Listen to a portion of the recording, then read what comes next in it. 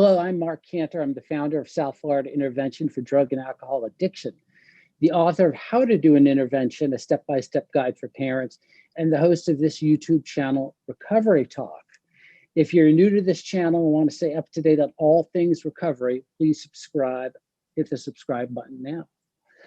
Today, I have the pleasure of welcoming Johnny Tak, who is a licensed mental health counselor and a member of the leadership team of Restart, which provides residential care for video game addiction and screen-dependent teens and adults. Restart is based in Bellevue, Washington, near Seattle, and has been featured on the likes of CBS, NPR, and ABC, NBC, and not to mention the Washington Post and the BBC. Johnny, thanks for joining me for this episode of Recovery Talk. Hey, thanks for having me, Mark. It's a pleasure to be here. Thank you. And I printed out, and I kind of met you through that webinar that you guys did, and I was really fascinated by it. And that webinar was called "The Sexuality and Intimacy of Gamers and Internet Addicts," and I thought that was, I don't know if that's coming up or whatever. I thought that was, and so I printed out the handout, which I thought was really super informative. But before we talk about these things and kind of what you guys do at Restart, I wanted to hear a little bit about your story. Sure. What brings you here today? What brings in? Yeah, it's a journey with lots of twists and turns, like many people. But I guess part of my journey started in college. Back in '99, I went to a small liberal arts college, Hanover College in Indiana, where I connected with psychology and I loved it. And there was a camp that took place every summer, and they would recruit psychology students from Hanover to do it, and it's strictly behavioral. The camp was called English in Park. And so it was so behavioral to the point of like kids would wear tags around their neck and you would punch holes in their tag when they did something, when they were doing a positive behavior, and they'd get rewarded at the end of the day. But it was all focused on positive reinforcement. So just, an extremely positive environment, and it was short, but being able to see changes in kids in a short period of time was so cool. And those were kids that were there because they were struggling in school, struggling with addiction, or not addiction so much as just general behavioral issues. I mean, these were kids under 12, so lots of behaviors in the home. But yeah, just really cool to see some of those changes and the power of treatment in a short period of time. So, from there, I worked at a children's home with some pretty extreme behaviors, and packed up a bag and went to North Carolina and worked at a wilderness program over there called Eckerd Youth Alternatives, that did a lot of work with inner city kids from Raleigh who were struggling, and so did that for a few years, and thought, wow, this is such an amazing field, but I can't live in the woods forever. Right. So, if I'm going to be sustainable in this unique world, I would love to, pursue a master's degree. So went ahead and got my master's in clinical counseling. And then from there, I worked at a therapeutic boarding school for a while over in Idaho, before then going over to a wilderness program over in Hawaii. Which was great, really focused on horticultural therapy, which was beautiful. And then before coming to Restart, I actually worked at a high school that had experienced a mass shooting, a school shooting. So did trauma work over there for a while before finding Restart. And I have been at Restart for coming up on 4 years now. Wow, that's fantastic. How long has Restart been around? Restart has actually been around over 11 years. So if you can imagine, at the beginning of that 11 years, the skepticism that people might have had in terms of treatment for tech addiction, right? Sure. Now, of course, there's a lot more acceptance, a lot more, people are understanding the impact that tech has on behaviors, specifically the behaviors of our kids. Yeah. But yeah, I think a lot of this 12 or 11 years, almost 12, has been spent trying to educate not only families, but also professionals Yeah. about the legitimacy of the struggle. Yeah. I remember, 10 years ago, 11 years ago, 12 years ago, seeing an article, and maybe it was on the front of Time or U.S. News and World Report, talking about technology addiction, showing the mobile phones. This is addictive. And I think we all know that they are. I mean, from the get-go, and it's not just kids that have this problem. I mean, there's not a day that not any time that goes by that I don't see a parent walking with their kid, that the kid's in the stroller playing, a 1-year-old or 2 years playing with, he knows how, doesn't know how to turn a page, but knows how to swipe, and then the parent is pushing the stroller and it's got their phone. Yeah, and it's just, so what are you guys see? First of all, what does your ideal client look like? Yeah, so we have at Restart, we have an adolescent program, so 12 to 18-year-olds, and young adult, which is 18 to 30, but we also see people beyond 30 as well. But a lot of the behaviors are similar amongst all those different age groups. For adolescents, we do see a lot of school refusal. So kids are just kind of refusing to go to school or do schoolwork.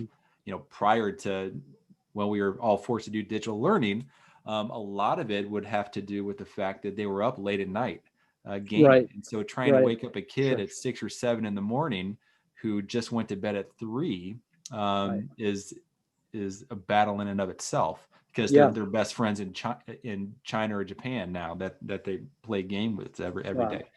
Of course, also, like, our friend groups used to always be at school. So, we might not be super pumped about being in class, but at least we got to connect with our friends. Right. But now for a lot of these students, their friend group isn't at school, it's virtual.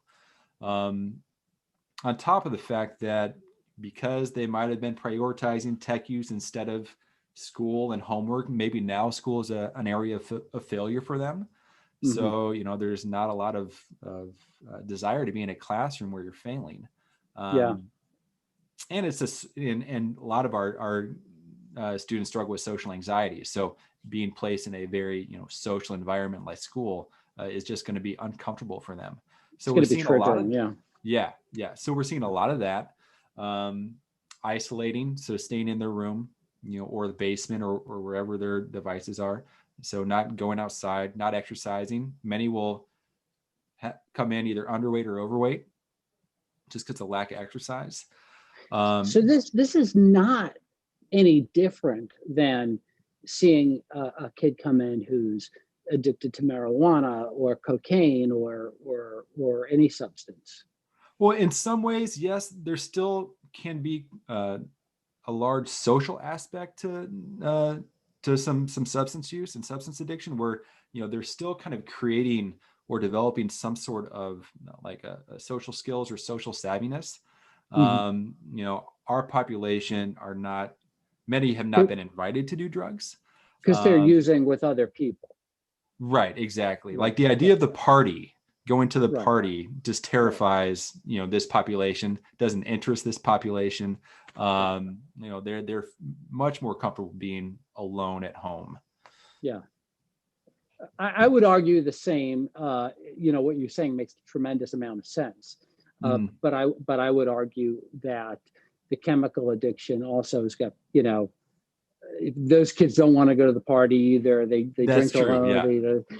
So in terms of an adult client, so like someone that's 25 to 30 years old, what does their life look like prior to getting to Restart? What is the precipitating event that gets a client like that? Maybe they're newly married, have a young kid.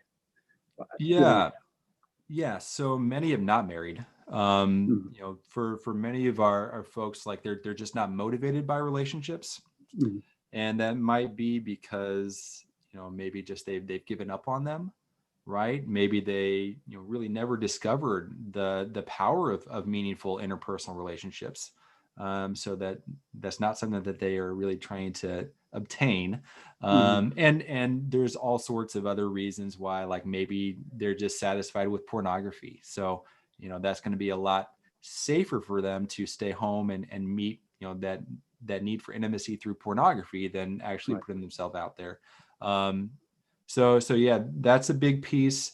Many are still living at home because they haven't been able to hold jobs, or, since like they are at home and have a roof over their head and all that, there's not a lot of motivation for them to get a job. And many have failed out of college. So, not having the skills to really make it work, independently.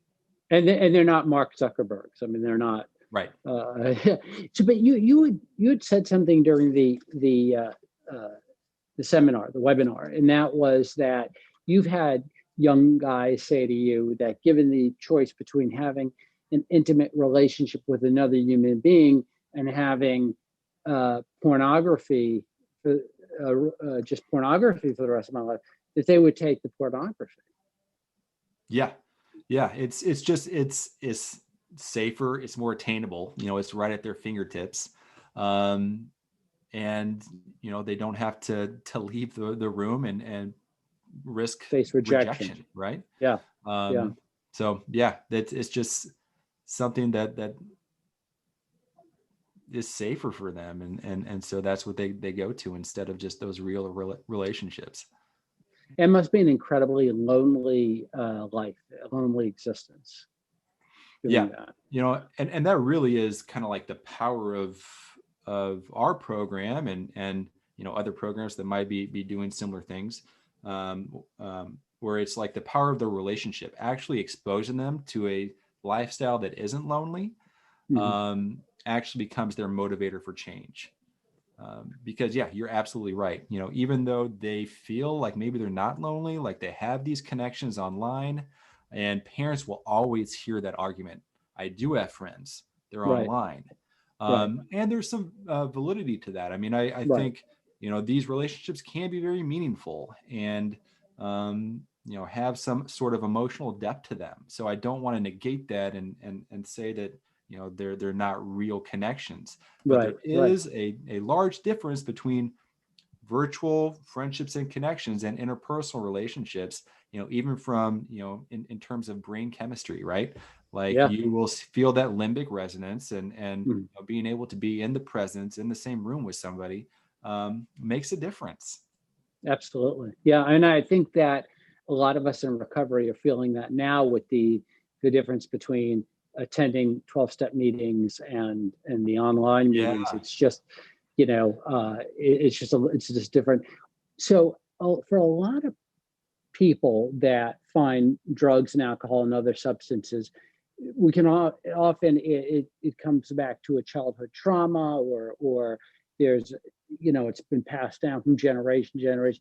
Are you seeing the same things with young people that are coming in?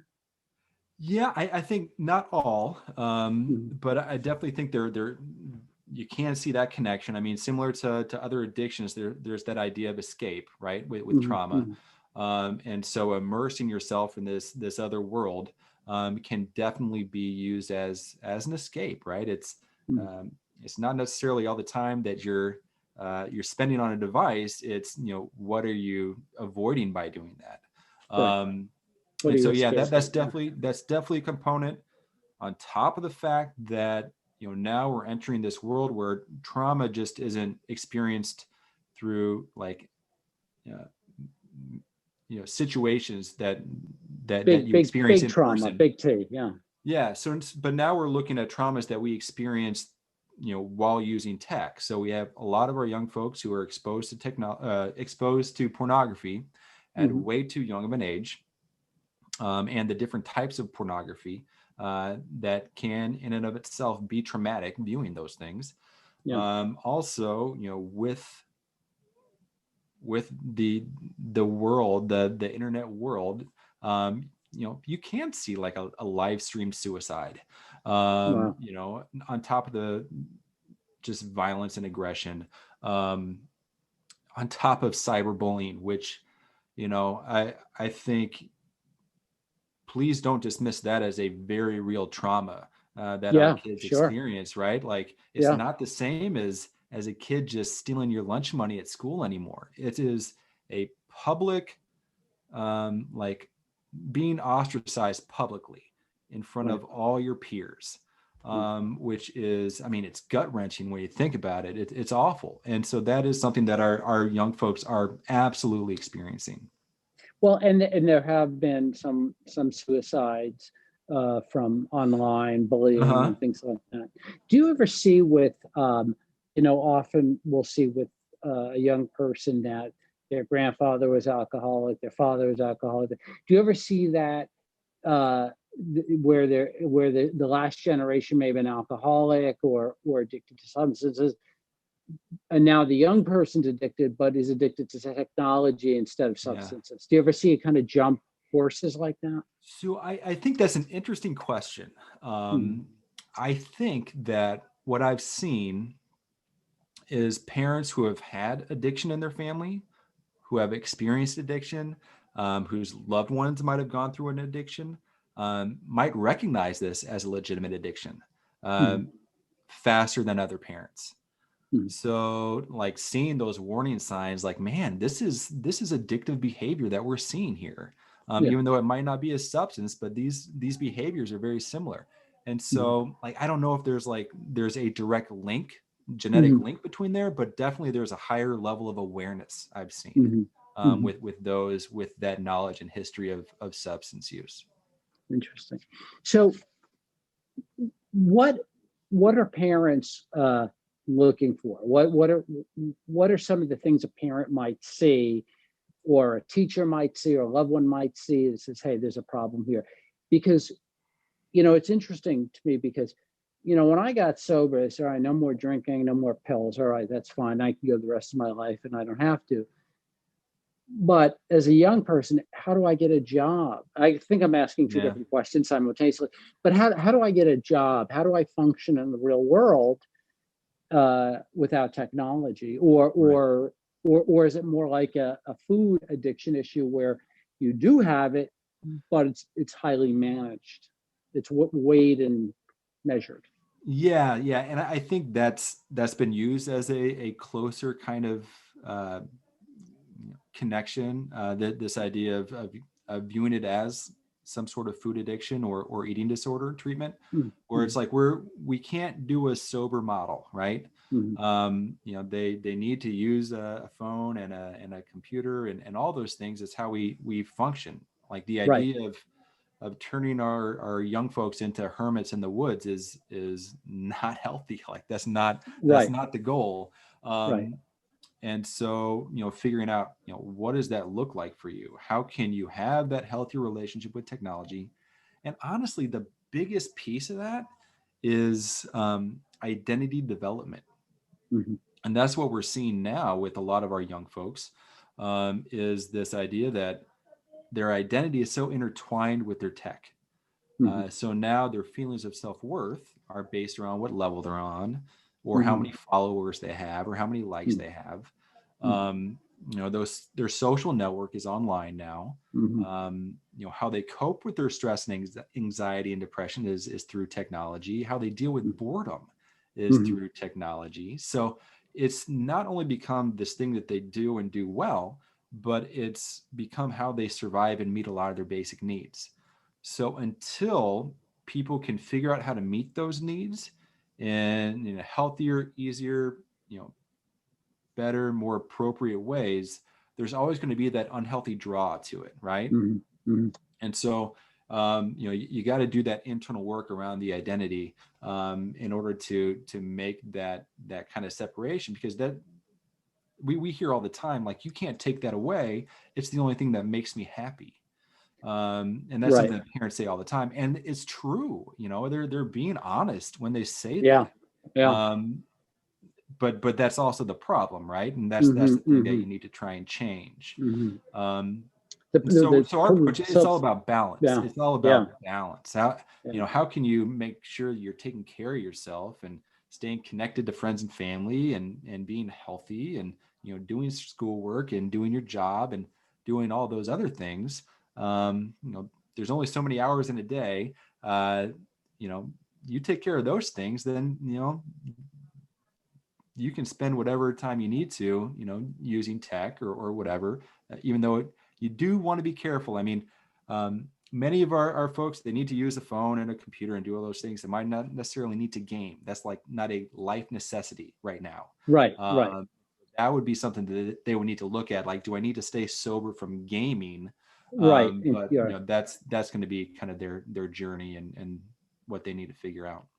Right. So they can use technology for email, work, their career, school, things like that. But no, they're not gaming, and they're not on social media. You know, it really is very addictive. I have to tell you. You know, prior to becoming an interventionist a few years ago, I was as in another business, but we really never used social media. And so, in the treatment field, we do use social media to carry them. Yeah. And I'll post something, you know, I would work on a post for an hour or two. So, it's a great post. A lot of people don't like it. And you get like 1 like or 2 likes. and it does. I get so addicted, and then it dings, and it's, you know, and I'm sure you saw The Social Network on Netflix and everything. And it just, you know, all of that is true. Absolutely. Yeah. I did a webinar on social media and social media addiction, and just, you know, for part of my research, I downloaded TikTok, and you know, how they do that with, you know, the next video playing immediately afterwards and all this stuff. I, you know, had the intention of looking at it for like a couple minutes. Next thing you know, 15 minutes, 20 minutes. And these are, you know, videos that are just, I mean, there's no real substance to most of them, but, you know, they pull you in. I mean, it's a real thing. Yeah. I find myself looking at social media like Facebook, more so Facebook than LinkedIn, and I'll be scrolling through, and then after a while, the time is just passing, and I'm in a trance, and I actually can taste like an acid in my mouth, and I liken it to how I used to feel when I would sit in front of a slot machine, just kind of can't break out of it, but I'm just kind of and it also brings up feelings of depression for me, and I don't know why that is, but after a while, I feel the serotonin levels in my body just start to drop, and I'm like, I got to put this thing down. Well, and part of that has to do with, you know, just the unavoidable comparisons that take place, right? Like, and that's just so natural to see. You know, the clouds are out right now in Seattle. I'm looking at pictures of people on the beach with sunshine. Like, you know, that's going to immediately cause some sort of like reaction in me. So I think that just naturally happens for all of us. And, you know, you got that same scrolling type of thing where, you know, maybe the next scroll is going to be, you know, really important. But you can't help but keep doing it. And what you're seeing on social media is a person's greatest hits. You know, for sure. Yeah. I don't. You only put your best foot forward on social media. You don't see what's left on the cutting room floor. It's not realistic. Absolutely. And I think the filter generation is just it's a great example of that. I did, you know, during that research I was doing for that social media webinar, I was doing some stuff on Snapchat.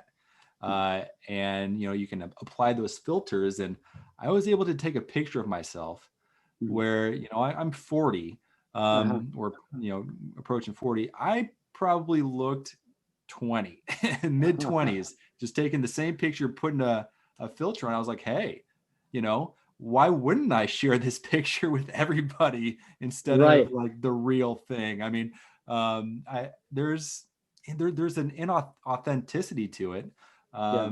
But, you know, I think you want to give people your best or whatever. I'm doing lots of air quotes, but well, you know, it's probably a lot of bait and switch going on on dating sites with those filters and stuff. I met my wife in traffic during a bomb scare in 1997 in Washington, D.C. Wow. And I mean, pre-September 11th, neither of us had a mobile phone at the time.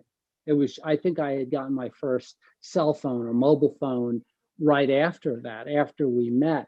But we always talk about had had it been today, we would have never met, because we both would have been, had our heads down in Right. the iPhone. And also, when, back in the day, back in the 90s, if you met someone, you had to meet someone organically like that. You had to put yourself out there. You know, but why bother today? Because, with these apps, Hmm. what's the point? Yeah, and the other interesting thing about those apps, Hmm. and Tinder did the famous swiping Hmm. thing where Yeah. the next one might be the one, right? Right. But also you add in the potential for sex Hmm. into that equation, and now you're just upping that That ante. addictive pattern, Yeah. big time. So Yeah. yeah, there's all sorts of fascinating pieces to to that. I- I'm grateful that we met prior to this, the technology boom, because I could just see myself in, especially during my using days. Well, I could see myself with a nest of computer screens, Mhm. like a day trader, uh, just being consumed by this girl here or that girl there. I mean, I could just see it Yeah. being so destructive. No. Oh yeah, absolutely.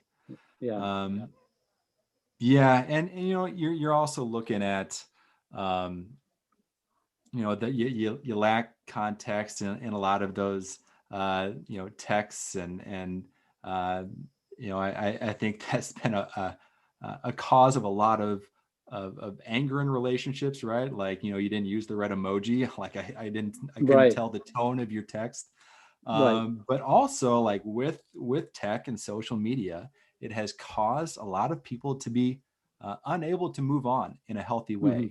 Hmm. So now What you're do you mean? I'm talking about people, looking at previous relationships. Right. Have they moved on? Are they dating somebody else? Is this person better than me? Do they love them more than me? Like all these Right. things are now entering into into the equation in terms of dating and social media. On top of this person, my girlfriend liked this other guy's post. What does that mean? Right. And Right. so Hadn't it thought sparked about that. Yeah. it sparked a Yeah. lot of jealousy. Yeah. Um, and so, and it's also caused, so, back in the old days, a relationship would end and you wouldn't see them anymore. Right. Um, and then, you might start a new relationship. Now it's impossible to escape that person through social media. Like they can be everywhere, which will make it difficult for people to move on. Yeah. Yeah. That is interesting. And I was thinking the other day, when you do have a falling out with someone, the worst thing you can do to them is unfriend them, or Yeah. unsubscribe or something like that.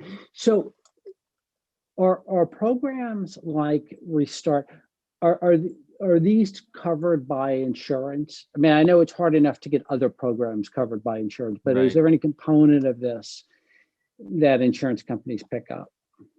Yeah, unfortunately, not yet. Hmm. We're seeing that down the road.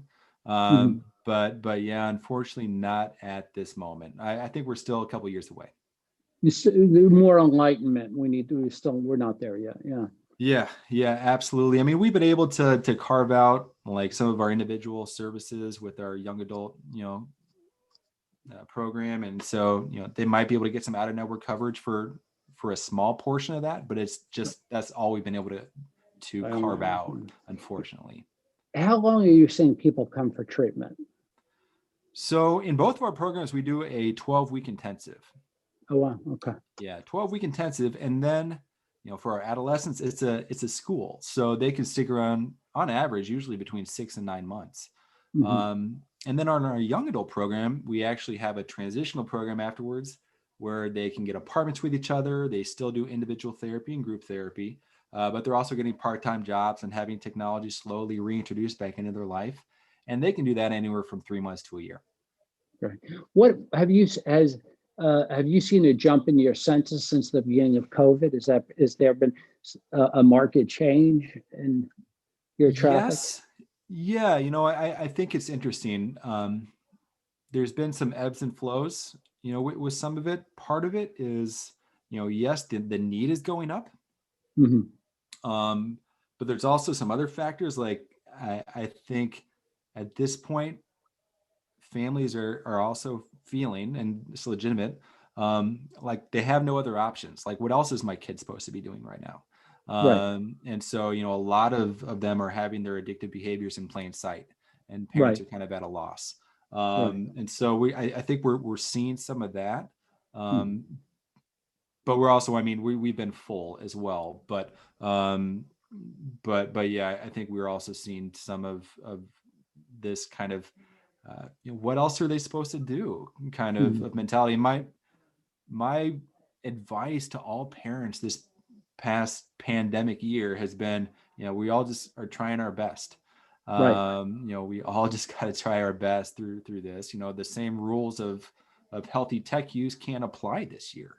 right. It's impossible. So, we're all just doing the best we can. Yeah. So before we wrap up, the question is, there's not a kid out there that's not on technology right Yeah. now, no matter how healthy they are. But what should parents and guardians and loved ones be on the lookout for? What is the precipitating event that makes you say, all right, this has crossed the line, professional intervention is now Yeah. needed? Well, I think uh,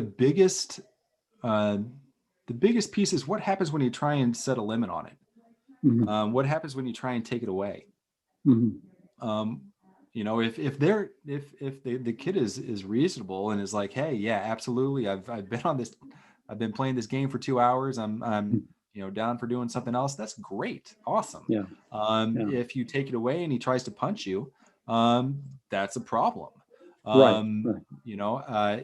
If they're say, screw you, mom, I'm not gonna do my homework, I'm going to play this game instead, then that's a problem. So those, when you feel like you've kind of lost a lot of that control, to be able to guide your children in some sort of lifestyle of health, I think that's when it becomes a problem. Yeah. um, When you've and I lost your think, parenting ability. yeah, pretty much. Yeah. I think especially with COVID, it's been so hard. Like my greatest, I always encourage people to get involved in extracurricular activities, like exposing Mhm. them to life, exposing them to connections. Um, that is so important to developing this healthy, well balanced lifestyle. With COVID, we're kind of doing that with one arm tied behind our back, right? Like we're kind Yeah. of taking Yeah. that battle on, and it's unfair. Right. Um, but there are definitely some things that you can still try and do. Still make sure that they're staying connected to the family, and friends. And this is a hard battle, and I always say this. Hmm. I don't know if I brought this up in the webinar, but I always say, easier said than done. No tech in the bedroom. If you can figure out a way to keep their tech, because our kids, they sleep with their phones in their hand. Yeah. On top of the fact that when they're on their devices in their room, they're going to be going to bed late, and you have no idea what they're doing. Right. And that's when you can kind of get into some of that like dark web, scary stuff, when they just have free access with no kind of accountability. But yeah, Yeah. that's a tough battle. Yeah. But yeah, if you can handle that battle, then you're in really good shape. That's a good uh, prohibiting the technology in the bedroom is a good test of where you're at with it. If you Yeah. can do that, you're probably on a good side. If you can't, maybe it's something else. So I don't want to go too long because I do want people to watch it, and attention spans are very. Right. No, I feel like I could talk to you for hours, and I feel like there are so many questions that are out there, um, that we could go on for a long time. And if we had parents here, there'd be a lot of questions. So parents that need to know more, how do they contact you guys? Yeah, so definitely check out, come to our website, restartlife.com. Mhm. and we have some really great virtual tours on there. I think using our environments and our Mhm. properties to get our clients outside, active, and connected with nature Mhm. and each other is so integral. So we really do purposefully make sure our properties are beautiful, and you have a Mhm. lot of amazing things to do there Mhm. that will keep you connected to the world around you. So yeah, definitely check those out. If you need more information from me personally, feel free to email. And I'm gonna link Restart Life Okay, cool. in the notes and everything in the website, and then tag you guys when I post it and everything. Perfect. Um, but I did notice on the website that there seems to be a couple of tools. One is a test you can take. Yeah. Yeah. What is that? Yeah, it's a survey. It's an online survey that our co-founders created, and Mhm. it's short. It can be done by parents. There's one for parents and one for students. Yeah. And so, yeah, feel free to fill that out. It can do a good job of kind of indicating how big is the struggle, Right. and so, yeah, that can definitely be useful. Yeah. Excellent. And Well, this is it's great. always important to Go know ahead. that the answers from the student questionnaire are probably going to be different than the answers from the parent questionnaire. Yeah. I think that's good that you do both. Right. Right. Usually somewhere in the middle. Somewhere in the middle. Right. Yeah, Right. Nobody ever is completely forthcoming with the level of their addiction absolutely. when asked. That's an iceberg. Absolutely.